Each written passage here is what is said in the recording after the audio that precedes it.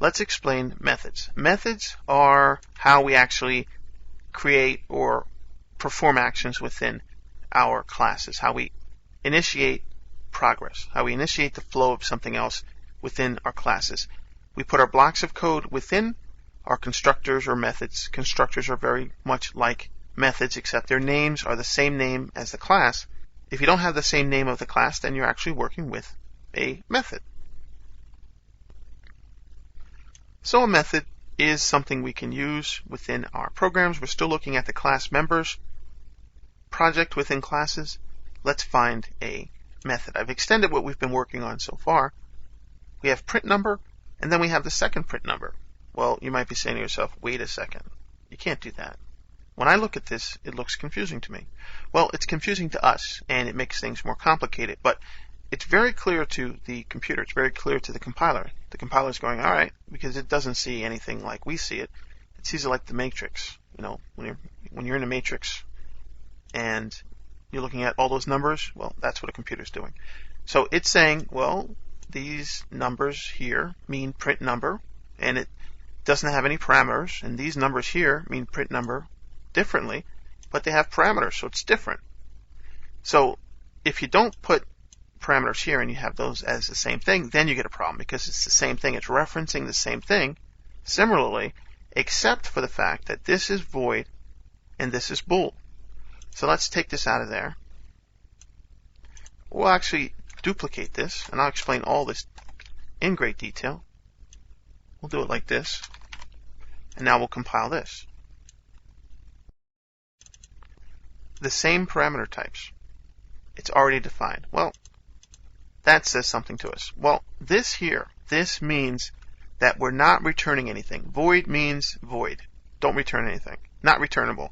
Your warranty's void. Can't do it. Void. So if you're not returning anything to the actual person or class that's referencing your class, then you specify void there. No big deal. Might look strange, but that's what it means. I'll explain the whole thing. Now, bool is going to return something. It's going to return a boolean, and we're going to have to check for it.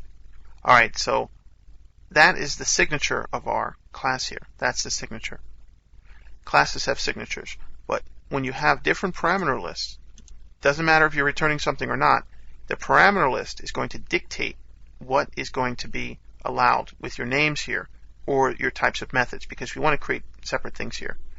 And this is going to be discussed a little bit later in the overloading, because that's what we're doing. Overloading it. We're overloading that particular name of a method or constructor or what have you. All right, so these will work, but we're still passing something and not returning something or returning something. And here we're not passing anything. So this is going to work. We can debug this, no problems. There we go. We have some output. We'll see what that does. So this is a signature. So when you have a signature based on the return type, public or private or what have you, the name of the method, and then your parameter list, you have to follow the parameter list. You have to follow it just like you would follow anything else within your program. This is a signature for your method. If you don't pass in 2 parameters, well, you're going to get a problem. You get an error. If you try to pass in a boolean or something else that's not going to fit or allowed to be implicitly converted, then you're going to get a problem. If you try to pass a string in to a boolean, you're going to have a problem. If you specify a return value, but then you don't return something, that's not going to compile, because once you do this, you have to return a value in your method. That's the signature. So all we do is, if we have something that's not void here, we have to return something here. And we have to return a boolean type. Here we're just inversing this value that's passed as a parameter, and we're returning it the opposite of what was sent to it, because these are sent from whoever's calling that method on that class. All right, that's a lot of information, but hopefully it's making sense, because this is exactly the stuff you need to know how to do really effectively in order to do anything constructive within C#. So let's just continue. So when we continue, we're just writing a console.writeLine.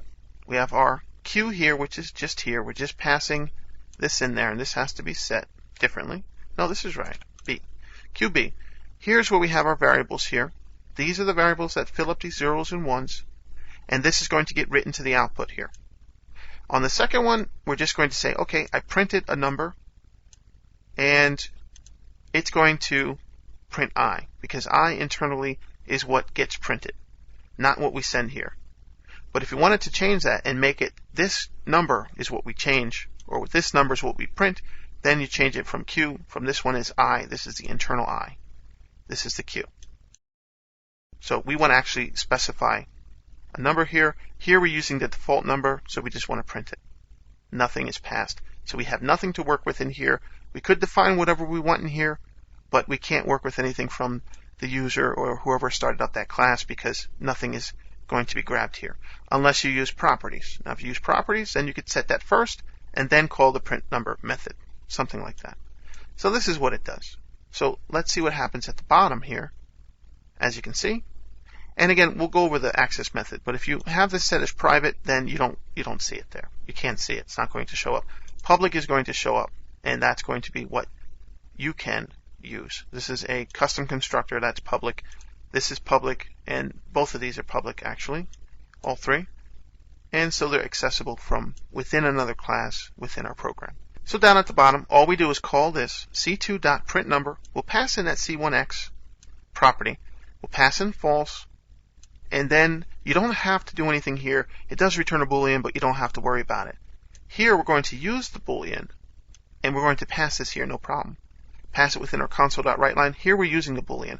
We could do something like this and pass that, but this is how we're going to do it. And then we run it. There you go.